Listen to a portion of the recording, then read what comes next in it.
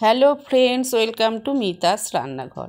আজ বানাচ্ছি নরম তুলতুলে নারকেলের পুর ভরা পাটিসাপটা। একদম ঘরোয়া স্বাদ, কম উপকরণে খেতে অত্যন্ত টেস্টি। চলুন শুরু করি। এখানে আমি দুটো নারকেল নিয়ে নিয়েছি। নারকেলগুলো ভালো করে কুড়িয়ে নেব। এই আমার নারকেল কোড়ানো হয়ে গিয়েছে। এরপর আমি এক বাটি আতপ চাল মিক্সারের মধ্যে দিয়ে গুঁড়ো করে নেব।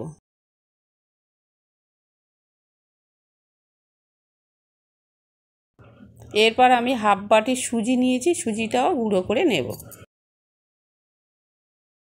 এরপর এক বাটি চালের গুঁড়ি, হাফ বাটি সুজি ও এক বাটি ময়দা একসাথে মিশিয়ে নেব।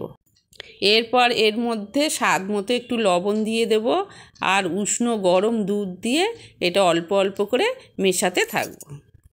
এটা আপনারা জল দিয়েও মেশাতে পারেন, তবে দুধ দিয়ে মেশালে বেশি টেস্টি হবে।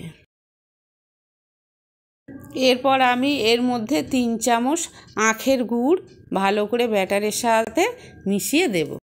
চালের গুঁড়ি, ময়দা আর সুজি ঠিক পরিমাণ মতোই দিতে হবে। বেশি চালের গুঁড়ি দিলে তাহলে পিঠে ফেটে যাবে। ব্যাটারটা 30 মিনিট ঢাকা দিয়ে রেখে দেব। এরপর এদিকে কড়াইয়ের মধ্যে 1 কাপ জল দিয়ে দেব। দিয়ে তার মধ্যে 1 প্যাকেট মিল্ক পাউডার দিয়ে ভালো করে নাড়িয়ে নেব। তারপরে দেখব 1 বাটি আখের গুড় দিয়ে ভালো করে গুড়টাকে গলিয়ে নেব।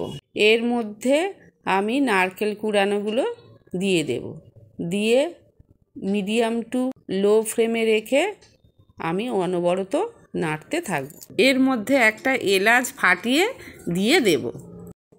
এটা অনবরত নাড়াচাড়া করতে করতে বেশ একটু শুকনো হয়ে আসবে, তখন নামিয়ে নেব। বেশি শুকনো হলে আবার ঝরঝরে হয়ে যাবে, একটু রস রস থাকবে। এইভাবে পুরটা বানালে খুব খেতে ভালো হবে।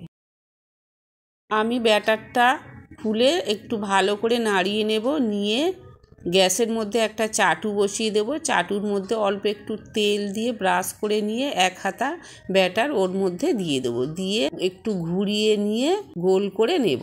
এরপর এর মধ্যে নারকেলের পুরটা লম্বা করে দিয়ে রোল করে নেব। এপিঠ ওপিঠ ভালো করে ভেজে তুলে নেব।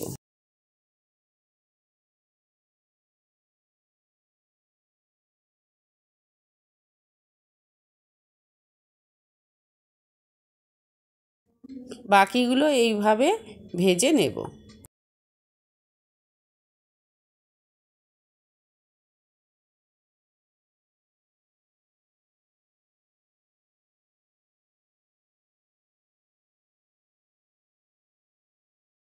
এই তৈরি হয়ে গিয়েছে আমাদের পাটিসাপটা।